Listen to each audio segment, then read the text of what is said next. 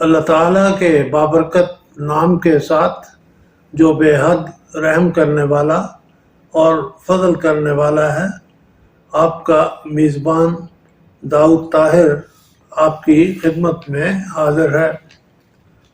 Viewers, یہ بات ہے 1965 کی، اور سال وہی ہے جس میں پاکستان اور بھارت کے درمیان ایک خونریز جنگ ہوئی، اور جس میں اللہ نے پاکستان کو فتح عظیم کے ساتھ نوازا۔ اسی سال میں نے گریجویشن کی تھی۔ دوسرے الفاظ میں نے بی اے کا امتحان 1965 میں کیا۔ اللہ کا کرم تھا کہ مجھے اس میں نمایاں کامیابی نصیب ہوئی، اور میں یونیورسٹی کے ان پہلے 10 اسٹوڈنٹس میں سے تھا جنہیں پنجاب یونیورسٹی میرٹ سرٹیفکیٹ سے نوازتی ہے۔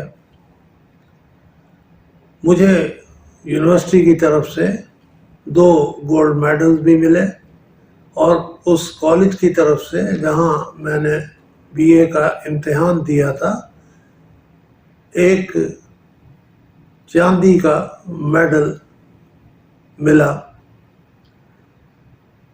پولیٹیکل سائنس میرا ایک اختیاری مضمون تھا، چنانچہ میں نے فیصلہ کیا، اور یہ فیصلہ بزرگوں کی رائے اور دوستوں سے مشورہ کے بعد تھا کہ میں ایم اے پولیٹیکل سائنس کروں گا، اور وہ بھی پنجاب یونیورسٹی لاہور سے، جو اس وقت غالباً اس قسم کی تعلیم کے لیے پنجاب بھر میں واحد یونیورسٹی تھی۔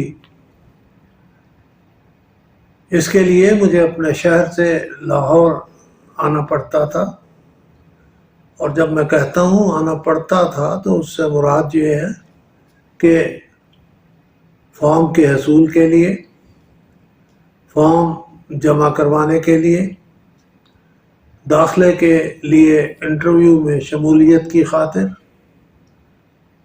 میرٹ لسٹ میں اپنی پوزیشن دیکھنے کے لیے، غرض کئی بار لاہور آنا پڑا۔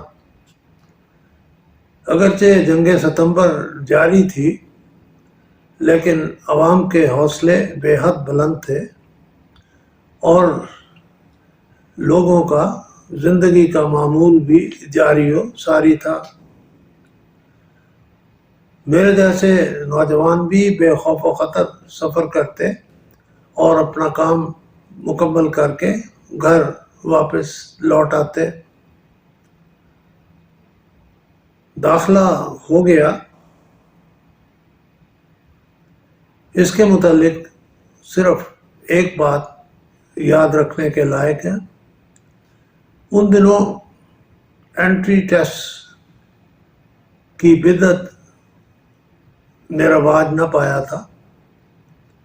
بی اے کے امتحان میں حاصل کردہ نمبروں کی بنیاد پر ہی ایم اے میں داخلہ ہو جایا کرتا تھا۔ انٹرویو ضرور ہوتا، لیکن یہ ایک رسمی سی کارروائی ہوتی۔ اسٹوڈنٹ سے بعض بنیادی سوالات پوچھے جاتے، بی اے میں اس کے حاصل کردہ نمبر دیکھے جاتے، اور اسے داخلہ دے دیا جاتا۔ مجھے نہیں یاد کہ کبھی ہمارا کوئی ساتھی انٹرویو میں فیل ہو جانے کی وجہ سے داخلے سے رہا ہو۔ لاہور پہنچنے کے 2 ذرائع تھے، یا بس کے ذریعہ یا ٹرین کے ذریعہ۔ بس سے آتے تو اڈا بادامی باغ پر اترتے۔ نیو کیمپس جہاں ہماری کلاسز ہوا کرتی اور جہاں ہماری رہائش کے لیے ہاسٹل تھا، وہاں پہنچنے کے لیے چوک رنگ محل سے 2 بسز چلا کرتی تھی، 27 نمبر اور 28 نمبر. 27 نمبر بھاٹی اور سیکرٹیریٹ سے ہو کر نیو کیمپس جایا کرتی تھی، جبکہ 28 نمبر میو اسپتال اور میکلوڈ روڈ سے گزر کر ریگل سے ہوتی ہوئی نیو کیمپس پہنچا کرتی تھی. دونوں روٹ سے یونیورسٹی کیمپس پہنچنے کا ٹکٹ 28 پیسے کا ہوتا تھا. جو کوئی 30 پیسے بھی دیتا وہ مطالبہ کرتا کہ 2 پیسے جن کو اس زمانے میں ٹیڈی پیسے کہا جاتا تھا واپس کیے جائیں. اس زمانے میں اومنی بس میں کرپشن شروع ہو چکی تھی، چنانچہ کنڈکٹر کی یا یوں کہہ لیجیے بعض کنڈکٹرز کی یہ کوشش ہوتی کہ سواری اس سے ٹکٹ نہ لے بلکہ اس کی بجائے اس کو 10 پیسے دے کر اپنی منزل پر اتر جائے. کیونکہ یہ بسز ڈبل ڈیکرز ہوتی تھی لہذا ہم اس کی بالائی منزل پر بیٹھتے، شہر کا نظارہ کرتے جاتے اور خوشی خوشی نیو کیمپس پہنچ جاتے. یہ بسز جن کا میں نے ذکر کیا ان کے بارے میں کچھ تفصیل میں کچھ دیر کے بعد عرض کروں گا. فی الحال میں یہ کہنا چاہتا ہوں کہ بادامی باغ اڈہ سے ہم شیراوالا گیٹ ہوتے ہوئے پیدل اندرون شہر کے راستے چوک رنگ محل پہنچ جاتے. ہاں اگر کبھی سامان زیادہ ہوتا تو ہمیں اس کے لیے کوئی اور طریقہ کار اختیار کرنا پڑتا، ورنہ عام طور پر ہم اڈے سے پیدل چوک رنگ محل پہنچ جاتے. چند منٹ کا یہ پیدل راستہ تھا اور 1-2 بار وہاں سے گزرنے کے بعد ہمیں آسانی سے یاد بھی ہو گیا، اس لیے دن ہوتا یا رات ہم بے دھڑک اس راستے پر چلتے چلے جاتے. اگر ٹرین سے لاہور پہنچتے تو ریلوے اسٹیشن پر بھاٹی لوہاری اور اس سے پہلے شاہ عالمی کے لیے ٹانگے تیار ملتے. سستا زمانہ تھا، اگر میں غلطی نہیں کر رہا تو 2 آنے میں بھاٹی پہنچ جاتے تھے. ٹانگے میں سواریاں بسا اوقات 4 ہوتی، کبھی کبھار 6 بھی ہو جاتی، اور جب ٹانگا اپنی پوری کیپیسٹی پر فل ہو جاتا یعنی 6 سواریاں ٹانگے والے کو مل جاتی تو وہ خدا کا شکر ادا کرتا. گھوڑوں کی سہولت کے لیے مجھے یاد ہے ٹانگوں کے اڈوں پر اور راستے میں بھی بعض جگہوں پر پانی کی کھرلیاں بنی ہوئی تھیں، یعنی ان میں پانی بھرا رہتا تھا. گھوڑے وہاں سے آتے جاتے گزرتے اپنی پیاس بجھایا کرتے تھے. یہ بھی یاد ہے کہ بعض ٹانگے والے گھوڑے کی دم کے نیچے ایک تھیلا باندھ دیا کرتے تھے جس کی وجہ سے گھوڑے کی لید سڑک پر نہ گرتی اور گند نہ پھیلتا. تاہم اکثر ٹانگے والے یہ احتیاط نہ کرتے، لہذا لاہور کی سڑکوں پر جا بجا لید کے ڈھیر نظر آتے تھے. میں نے عرض کیا زمانہ سستا تھا، لیکن اس کے باوجود وہ 2 آنے یا 28 پیسے بھی کسی وقت ان کی ادائیگی جیب پر بوجھ محسوس ہوتی۔ پنجاب یونیورسٹی میں داخلہ بآسانی ہو گیا۔ مجھے یاد ہے میرا رول نمبر 5 تھا۔ کوئی 250 کی کلاس تھی، لڑکے اور شاید ان سے بھی زیادہ لڑکیاں۔ اس کلاس کے اتنے بڑے ہونے کی وضاحت میں پھر عرض کروں گا۔ فی الحال میں یہ بتانا چاہتا ہوں کہ لاہور میں میرے پاس اپنی رہائش کا کوئی انتظام نہ تھا، چنانچہ میں نے پنجاب یونیورسٹی نیو کیمپس کے ہاسٹل میں داخلے کے لیے درخواست جمع کروا دی۔ داخلہ میرا ہو گیا۔ اس زمانے میں لڑکوں کا نیو کیمپس میں صرف ایک ہی ہاسٹل تھا، اگرچہ وہاں ہماری موجودگی کے دوران یعنی اگلے 2 سال میں لڑکوں کا ہاسٹل نمبر 2 بھی بن گیا، 3 بھی بن گیا، اور ان دونوں ہاسٹلوں کی آباد کاری بھی ہو گئی۔ لیکن آغاز میں جب ہم وہاں گئے تو صرف ایک ہی ہاسٹل تھا۔ لڑکوں کے ایک ہاسٹل کے بالمقابل لیکن ذرا ہٹ کے لڑکیوں کا ہاسٹل تھا۔ ابتداً لڑکیوں کا بھی ایک ہی ہاسٹل تھا اور کسی خوش قسمت کو ہی اس میں جگہ مل سکتی تھی۔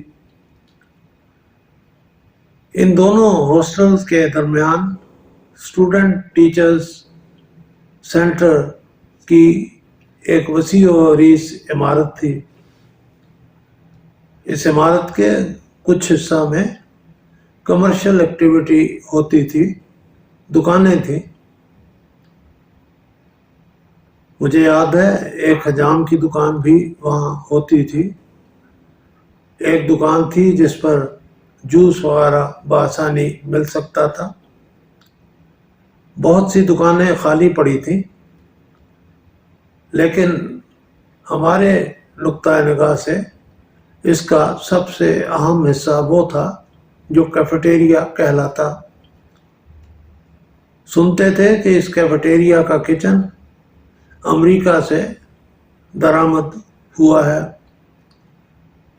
یہ بھی سنتے تھے کہ یونیورسٹی نیو کیمپس کی تعمیر امریکی امداد سے ہی مکمل ہوئی ہے۔ اللہ بہتر جانتا ہے ان باتوں میں کتنی صداقت تھی، لیکن زبان زدیں عام تھی۔ کیفیٹیریا میں بیٹھنے کا نہایت عمدہ انتظام تھا، لیکن سیلف سروس تھی۔ سیلف سروس سے مراد یہ ہے کہ کاؤنٹر پر جا کر کھڑا ہونا پڑتا، باری آنے پر ہم مطلوبہ ڈشز کی پیمنٹ کرتے ہیں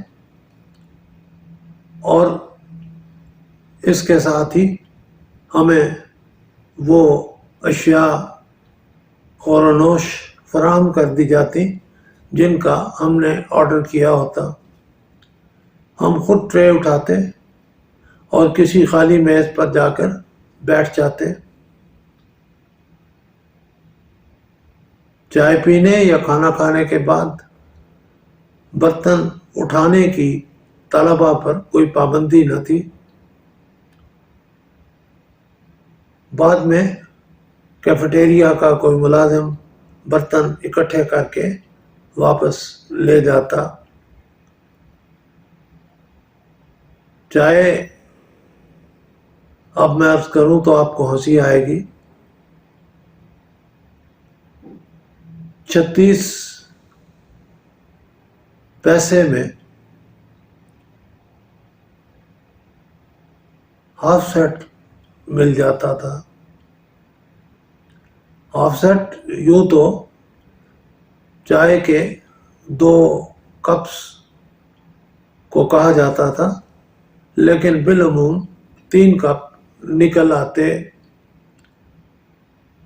بالفاظ دیگر 3 طالب علم جاتے، ہاف سیٹ چائے کا آرڈر کرتے اور اپنی خواہش کے مطابق چائے پی کر واپس آ جاتے، اور اوسط خرچ فی طالب علم 2 آنے سے زیادہ نہ ہوتا۔ کابلی چنے کی پلیٹ سب سے سستی ہوا کرتی تھی، 50 پیسے میں آپ کابلی چنے حاصل کر سکتے، اور ساتھ 2 روٹیاں۔ یوں سمجھیے کہ 10 آنے یا 62 پیسے میں آپ اپنا پیٹ بھر سکتے تھے۔ چنے کے بعد سب سے پسندیدہ ڈش جو کیفیٹیریا میں بنتی وہ پسندے تھے۔ ڈش کے 12 آنے چارج کیے جاتے، یعنی ₹5۔ علی ھذا القیاس یہ اسٹوڈنٹس کی بہبود کے لیے ایک ایسا قدم تھا جس کی جتنی بھی تعریف کی جائے کم ہے۔ ہاسٹل میں مجھے تیسری منزل پہ کمرہ نمبر 305 الاٹ ہوا۔ یہ اس عمارت کی سب سے بالائی منزل تھی، اور ظاہر ہے موسم گرما میں جب موسم شدید ہوتا تو یہ کمرہ بڑا گرم ہو جاتا۔ سارا فرنیچر لوہے کا تھا، اس لحاظ سے تپش کچھ زیادہ ہی محسوس ہوتی، لیکن ہمت کے دن تھے، لہذا اس تکلیف کو ہنسی خوشی برداشت کرتے رہے۔ ہاسٹل پہنچے تو معلوم ہوا کہ ناشتہ ہاسٹل سے نہیں ملا کرے گا۔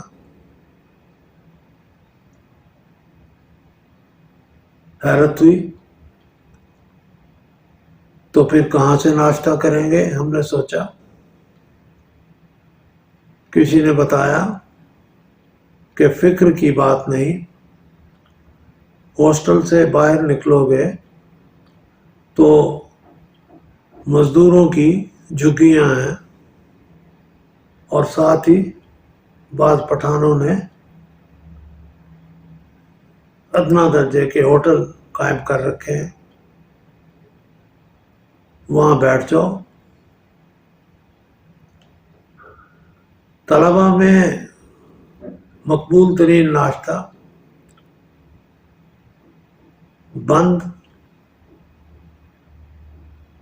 مکھن، انڈا اور چائے کا ہوا کرتا تھا۔ اس زمانے میں لاہور میں بی پی فیکٹری بہت مشہور تھی، شاید اس لیے بھی کہ ہم جب شہر سے نیو کیمپس کی طرف آتے تو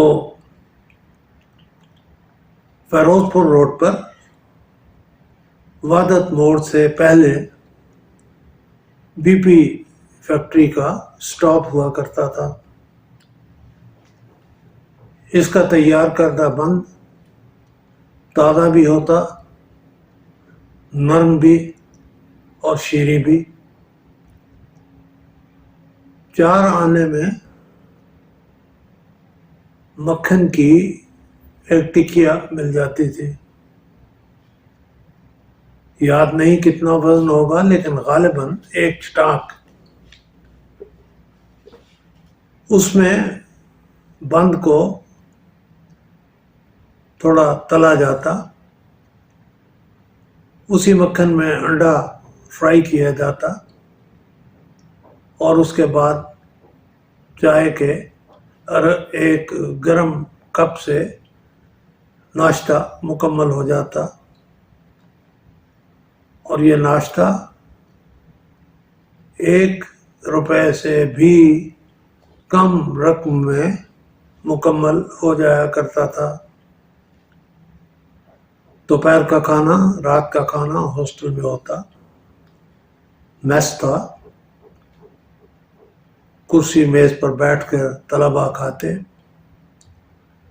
حاضری کا سسٹم تھا.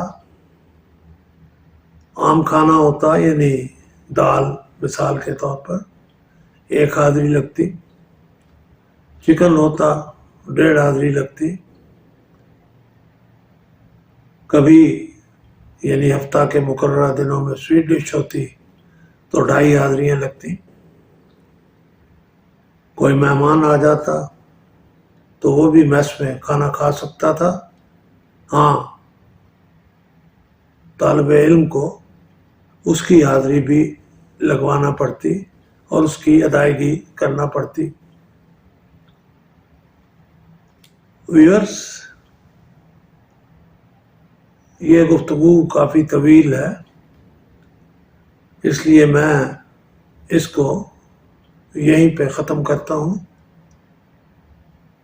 اور امید رکھتا ہوں کہ اللہ تعالیٰ کو منظور ہوا تو دوبارہ آپ کی خدمت میں حاضر ہو کر اس کہانی کو یہیں سے شروع کریں گے.